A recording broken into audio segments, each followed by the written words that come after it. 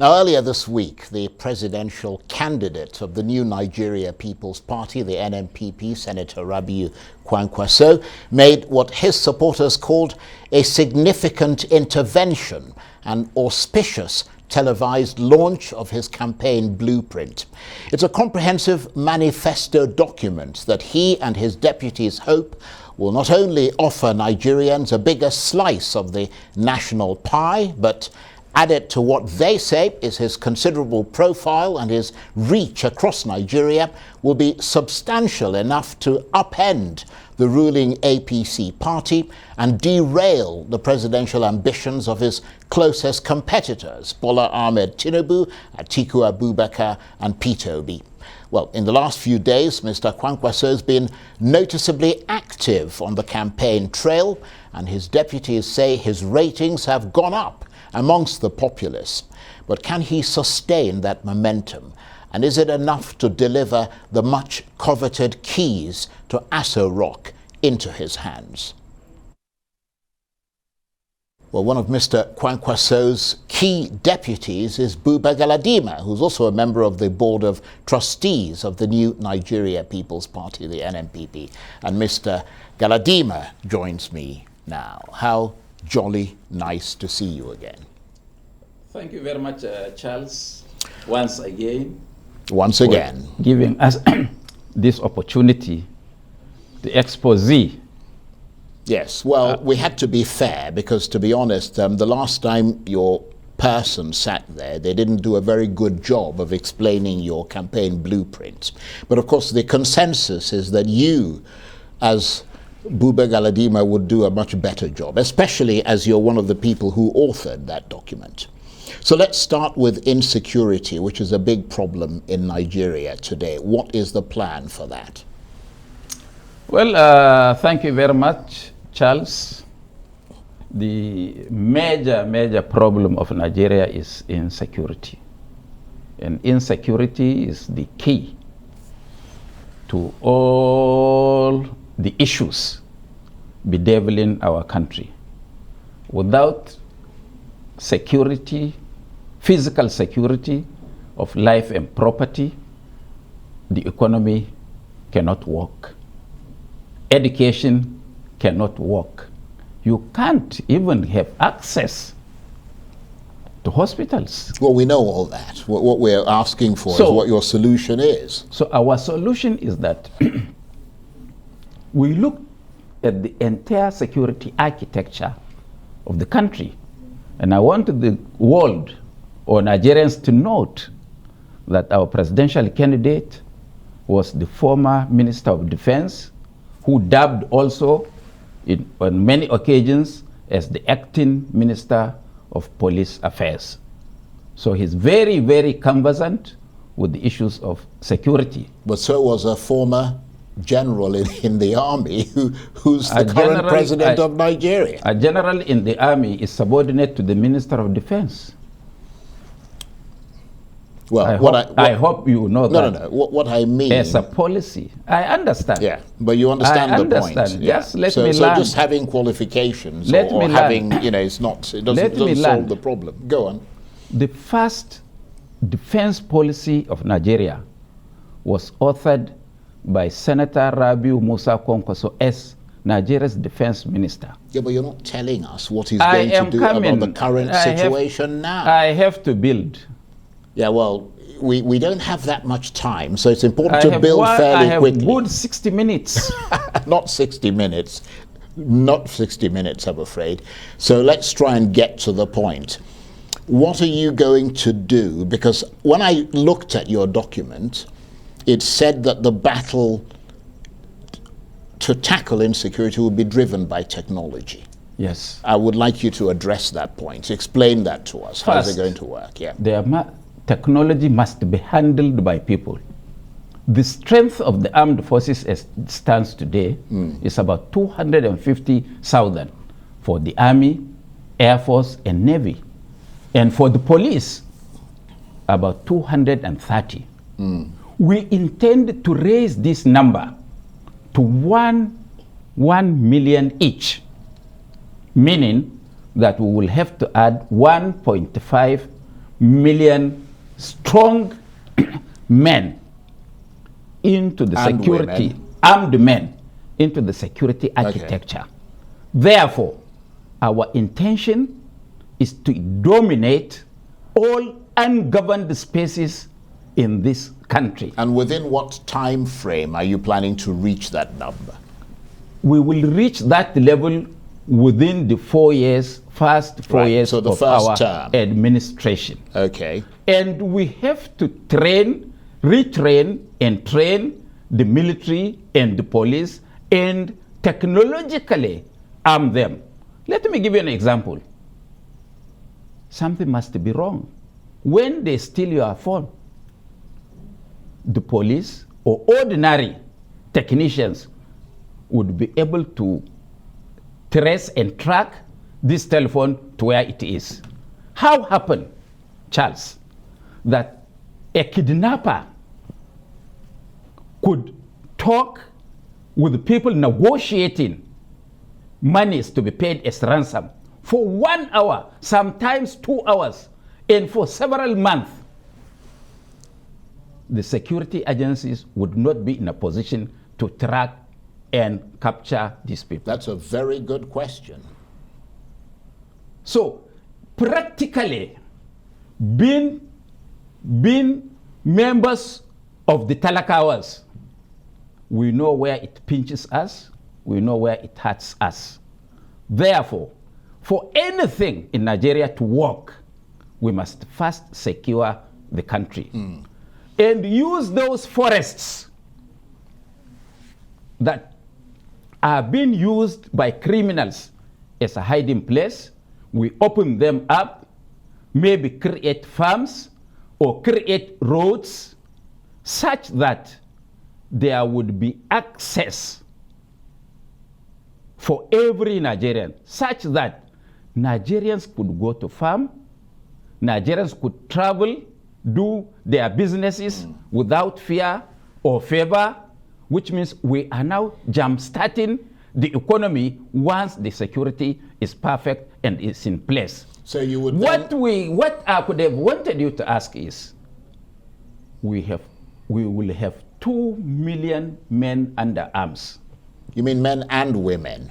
And women, sorry. Right, okay. For the correction, you are right. Under arms. After the country is secured, what would be their fate? Do we demobilize them? Well, Or do we? Well, I mean, that's another point, because when you get to that stage, you haven't actually hired people, you haven't trained them, you haven't made them able to secure your country.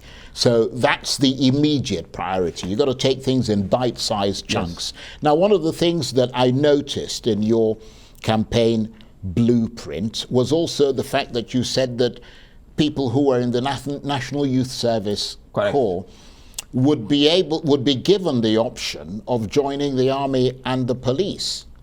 Fine, thank you.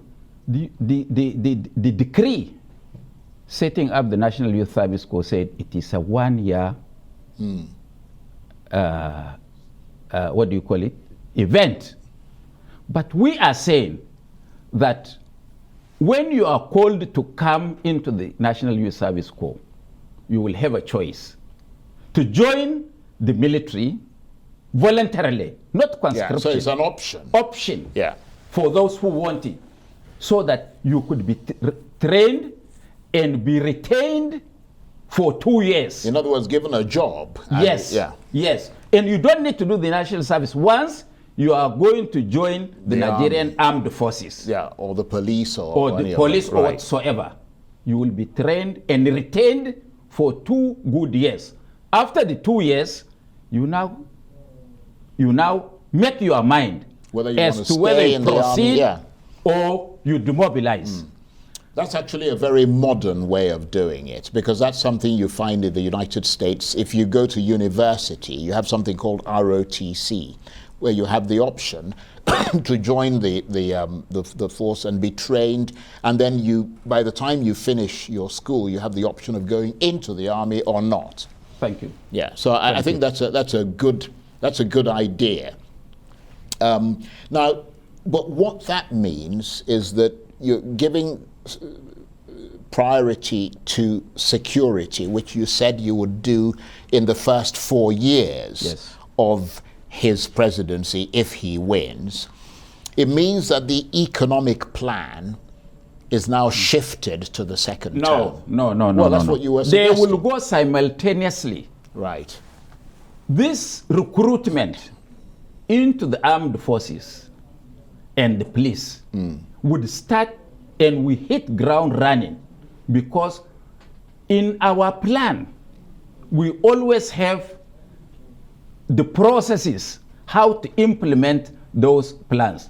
And this is why, and this is the wisdom, why we delayed releasing our blueprint until now. Because even now that we did it 2 days ago, last Tuesday, you saw some parties withdrawing their manifestos as draft, because they know that they're at loggerheads with the populist. Well, I don't think that's what happened. I mean, if you're talking about what they said was that this is not the official thing. It was released, prematurely, and that is not the documents that should have been released. Anyway, that's not the issue. Thank you. I'm trying to get you to explain, not to attack on them. Just explain your own policies to us. Our own policy is that we will hit the ground running day one on the 29th of May.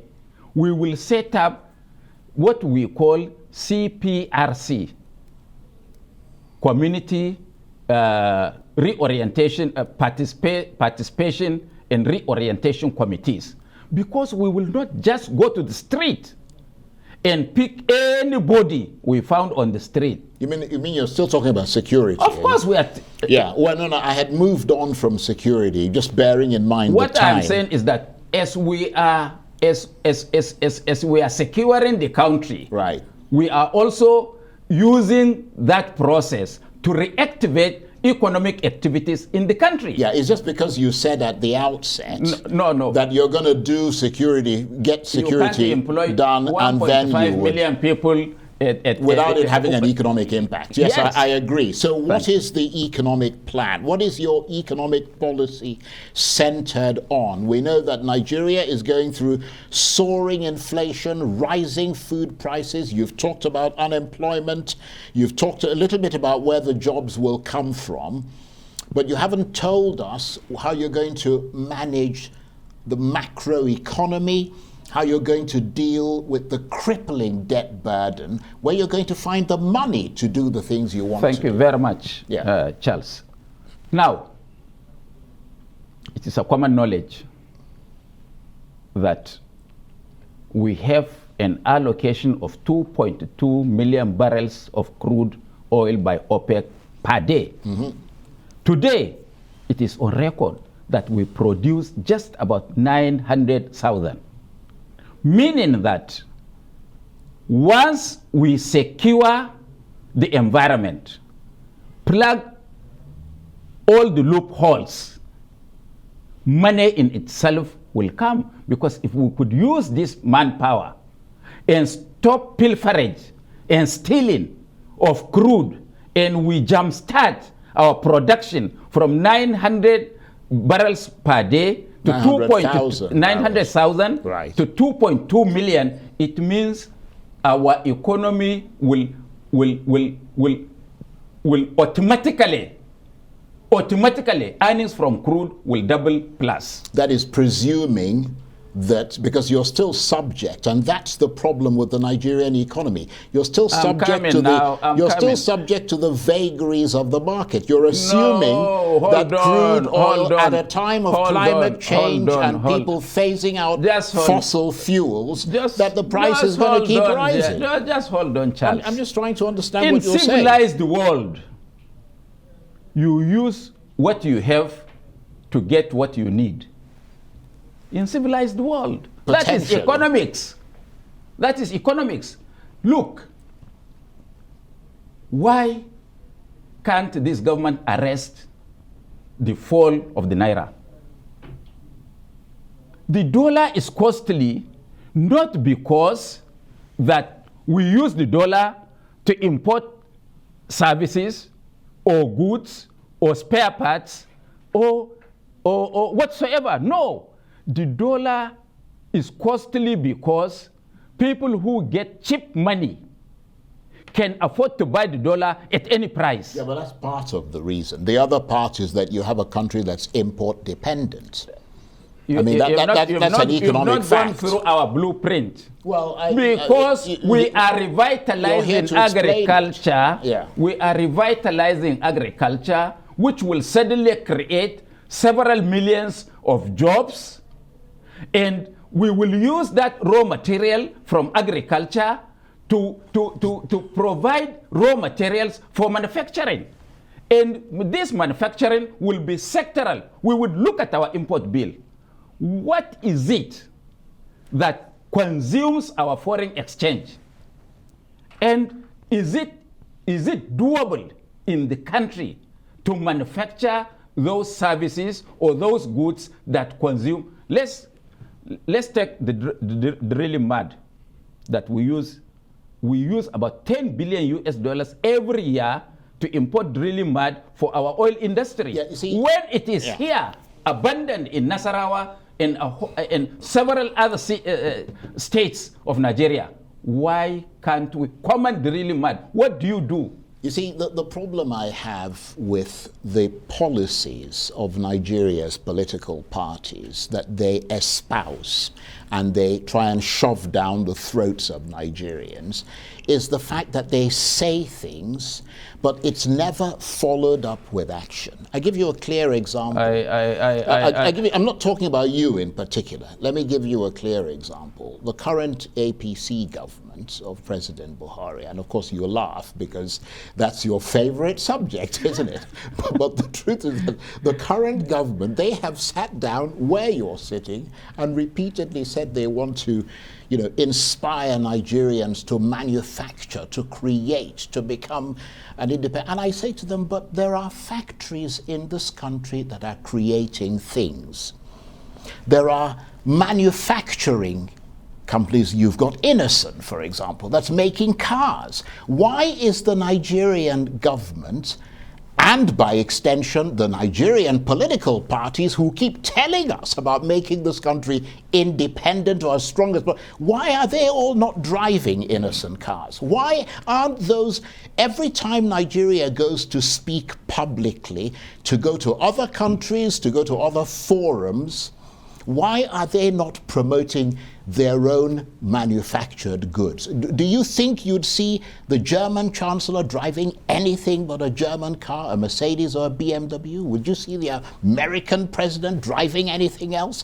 And you want to be president. Your presidential candidate wants to be president. Why isn't he leading by example? Thank you very much, Charles. I hope you know that our presidential candidate was a founding member of the PDP and also a founding member of the APC. And we had all left to pick this party, dust it, populated it. Today, NNPP is the #1 party to beat. It's because we are of the view that none of these parties can take Nigeria, or those that populate those parties can take Nigeria to the promised land. We don't belong to their falsehood. We can be trusted. And this document, I like that. This blueprint is a conglomeration of models of economy: China,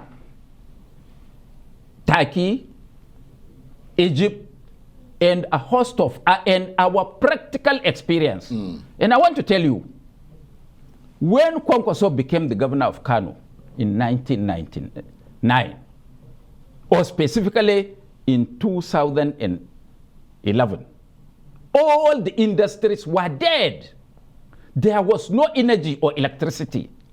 He constructed 30 megawatts of electricity, generation in Tiga and Chalawa Goje Dam. Well, you're still not answering the question, are you? You said? You're not answering the question that I asked you. What was the question you asked me? That I said to you that there are manufacturing firms in this country. This is where I'm going. Okay, I have to lay a foundation.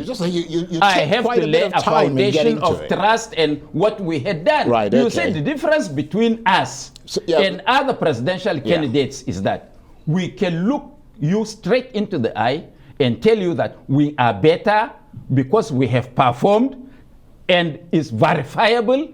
You can see, we can show you. None of the candidates can tell you what he has done. Right. And why should you now trust anybody who has done nothing to tell you that he's going to do this? You should trust us because we had done it before and we could do it better in the future. I want to know how you are practically encouraging manufacturing in Nigeria. If your presidential candidate drove around this country with an innocent vehicle, if every time he went, if he was advocating for all the embassies across the world to buy Nigerian cars, because we do have those cars, that would give the impression to people in a verifiable sense that this man is really serious about transforming manufacturing.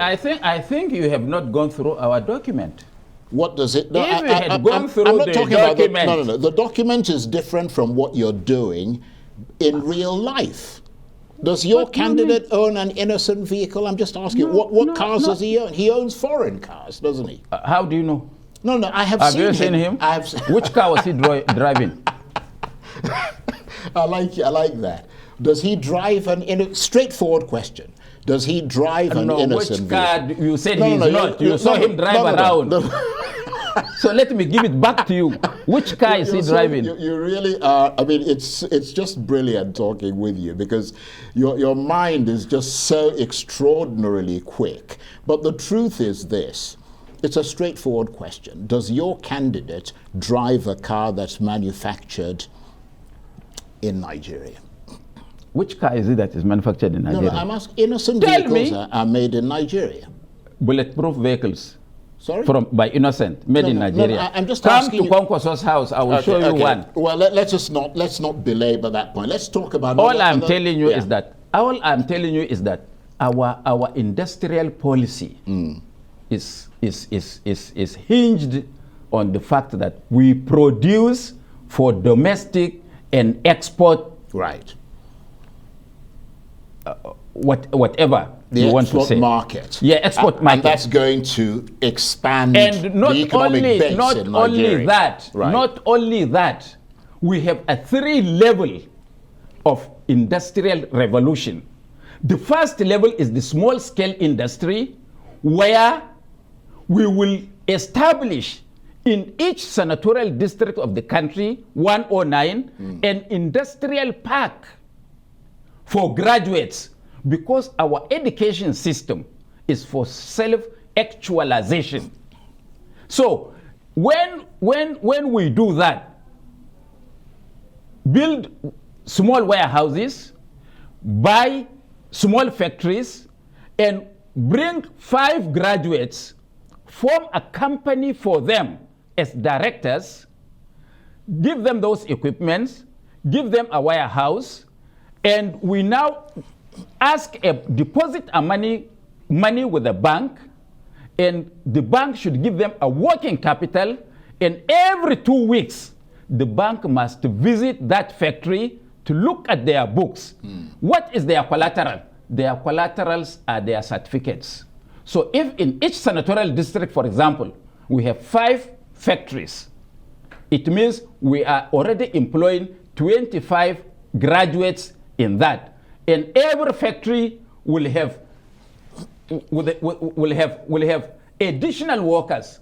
It is through this that we will reduce graduate unemployment, because the self-actualization education that we are trying to give means that when you are educated, you will not be educated to look for a white-collar job in public, in government institutions or MDS or whatsoever, but it's for you to be trained, to be useful to yourself.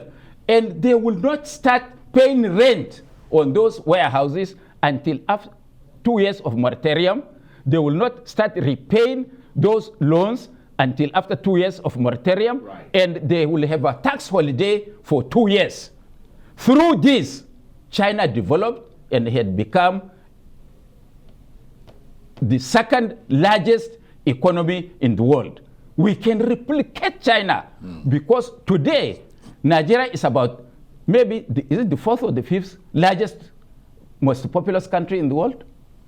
It's certainly one of the largest. Largest. Yeah. So we must plan for our tomorrow, for our children. Absolutely. So the second stage is all moribund factories.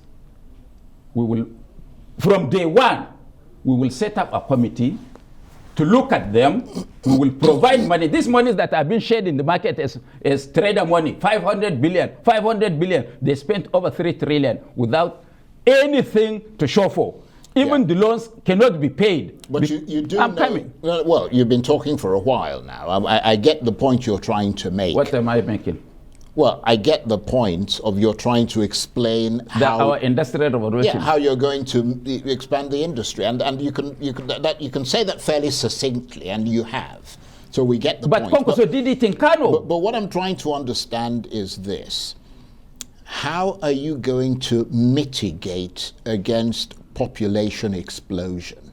Because that is one of the biggest problems that Nigeria has had to cope with. That's why the capacity of electricity and the capacity of so many things were exceeded because of the tremendous explosion in the population. Let me give you one example. You talked about education, making sure everyone goes to school.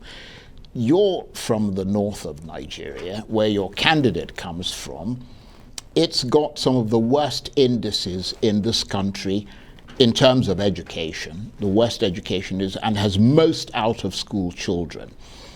And that is partly because of not only, practices that go against the idea of education, but unsustainable rises in population, where average families often have more than a dozen children. That's a critical element in planning for the economy of this country.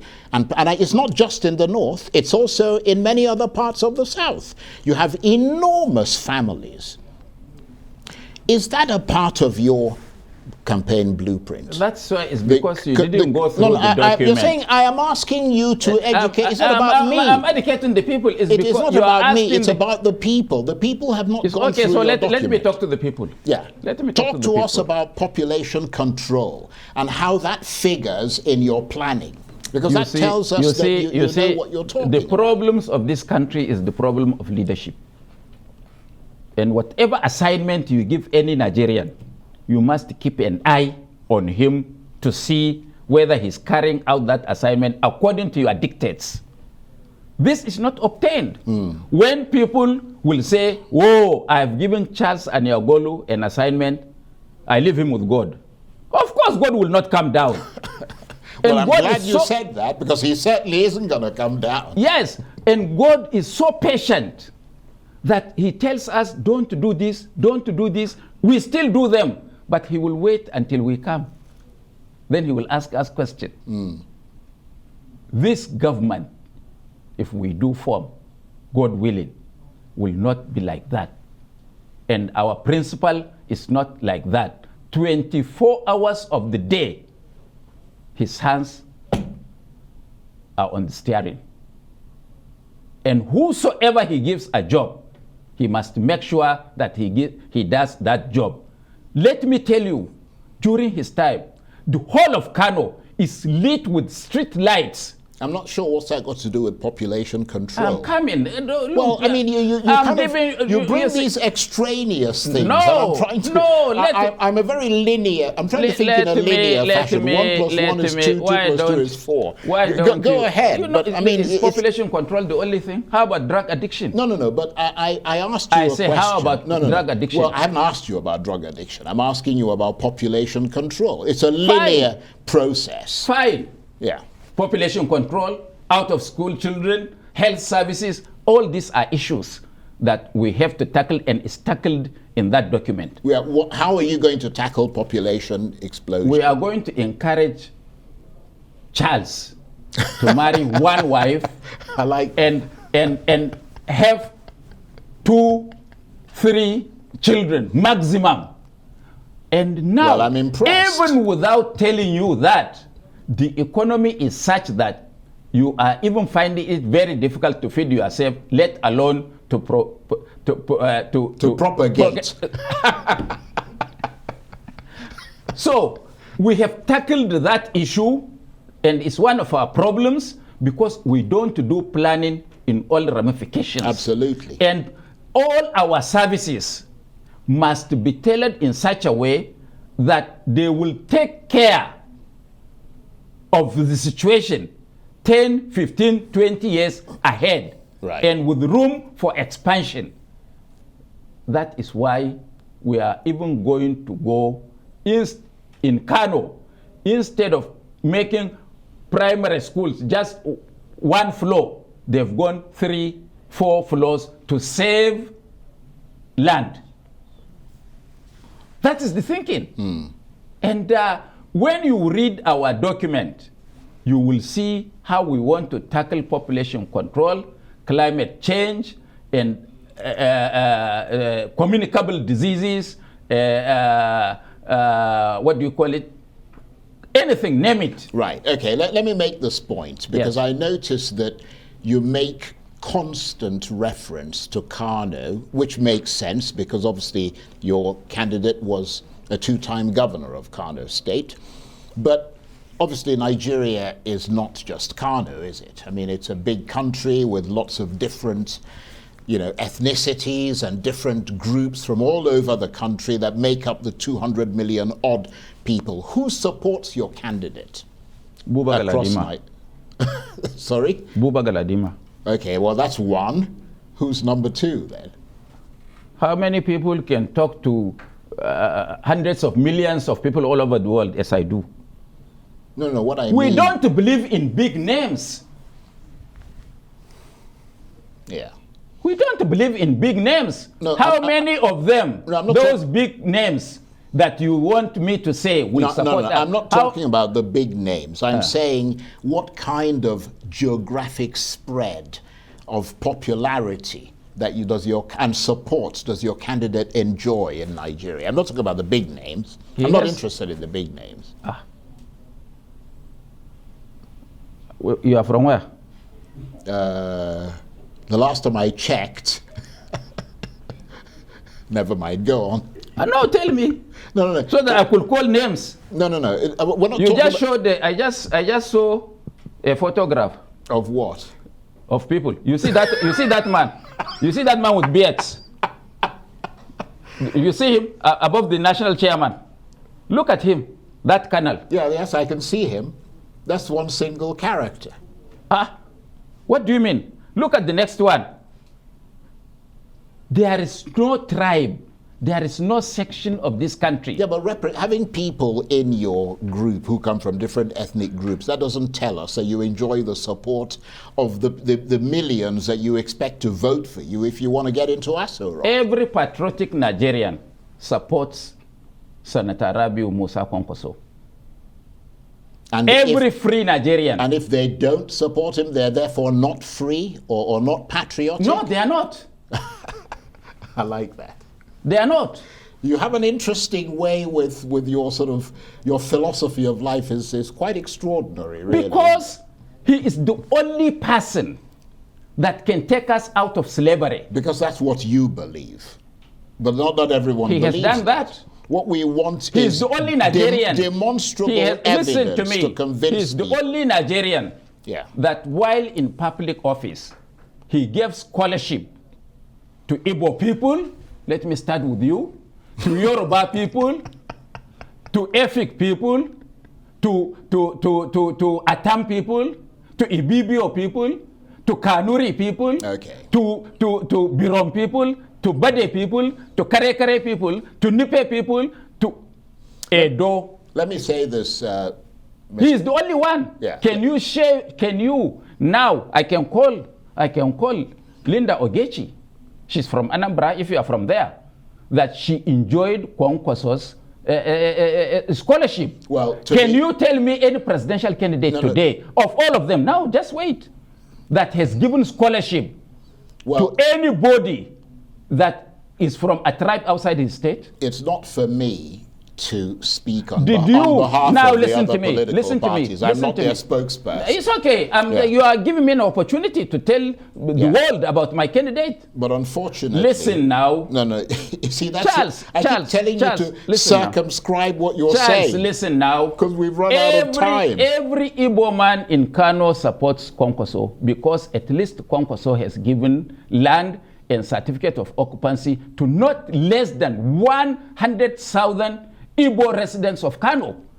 Can you tell me in any of the states in the south where some other groups apart from their natives that were given certificates of occupancy in their domain? Well, you'd have to have the people actually there in order to get certificates. You mean there are no Hausa people in Enugu? No. What I'm saying, but many of them own land. Many of them own. Can you tell me one? I will scroll now. Look, to prove to you that Kwankwaso is the greatest Nigerian we have. Well, on that note, I would even say on that bucolic note, on your behalf, I want to say that there was someone who was supposed to be here tonight. I won't mention names, but your presence has more than made up for the fact that they are not here, because it's absolutely incredibly engaging talking with you. Buba Galadima is a member of the Board of Trustees of the New Nigeria People's Party. Thank you very much indeed. Charles, you have not touched education. You have not touched health.